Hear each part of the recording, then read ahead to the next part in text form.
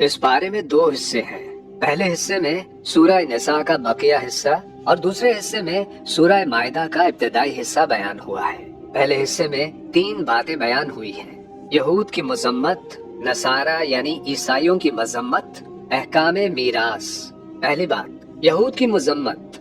یہودیوں نے حضرت عیسیٰ علیہ السلام کو قتل کرنے کی سازش کی، مگر اللہ تعالیٰ نے حضرت عیسیٰ علیہ السلام کی حفاظت فرمائی اور زندہ آسمان پر اٹھا لیا۔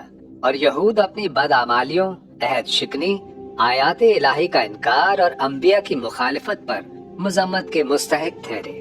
دوسری بات، نصارہ کی مذمت۔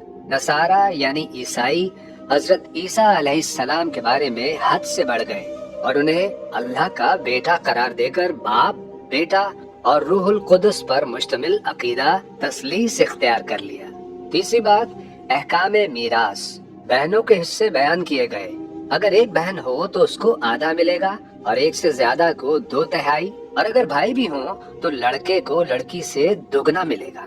اس کے بعد چھٹے پارے کے دوسرے حصے میں سورہ مائدہ کا ابتدائی حصہ بیان ہوا ہے۔ اس میں 5 باتیں ہیں۔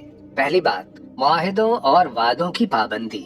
یہاں یہ ہدایت دی گئی ہے کہ چاہے وعدہ اللہ کے ساتھ ہو یا لوگوں کے ساتھ، ہر جائز عہد اور معاہدے کو پوری ایمانداری کے ساتھ نبھاؤ۔ دوسری بات، حرام چیزوں کو بیان کیا گیا ہے، مثلاً بہنے والا خون، خنزیر کا گوشت اور غیر اللہ کے نام پر ذبح کیا گیا جانور۔ تیسری بات، طہارت کا بیان ہوا، وضو، تیمم اور غسل کے مسائل۔ چوتھی بات، حابیل اور قابیل کا قصہ۔ قابیل نے حسد میں آ کر اپنے بھائی حابیل کو قتل کیا، جو تاریخ انسانی کا پہلا قتل تھا۔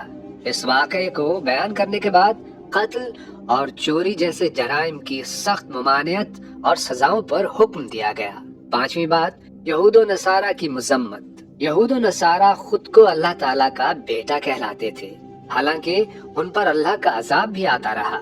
نبی صلی اللہ علیہ وآلہ وسلم کو ان کی سرکشیوں پر تسلی دی گئی، مسلمانوں کو ان سے دوستی سے روکا گیا اور حضرت داؤد علیہ السلام اور عیسیٰ علیہ السلام کی زبان سے ان پر لعنت فرمائی گئی، اور آخر میں واضح کیا گیا کہ یہ تمہارے خطرناک دشمن ہے۔